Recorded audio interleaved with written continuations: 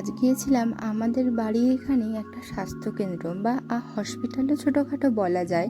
তো বাবুকে ইঞ্জেকশন দিতে গেছিলাম। এই যে লাইন দেখছো, কত লাইন, জানো কত বাচ্চা কাচ্চা এসেছে।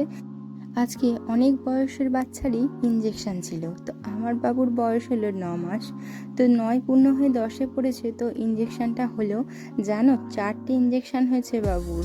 যে ছেলে খুব ছটফট করে সেই ছেলেও এখন চুপচাপ শুয়ে আছে, পা নাড়াতেই পারছে না। আর সন্ধেবেলা আমার নন্দাই পাঠিয়েছিল ফুচকা। ও জানে যে আমি ফুচকা খেতে খুব ভালোবাসি, তো মাঝে মাঝেই বাপিকে দিয়ে পাঠিয়ে দেয়। তো এই যে এখানে জল দিয়েছে, জলটা কিন্তু অনেকটাই দিয়েছিল।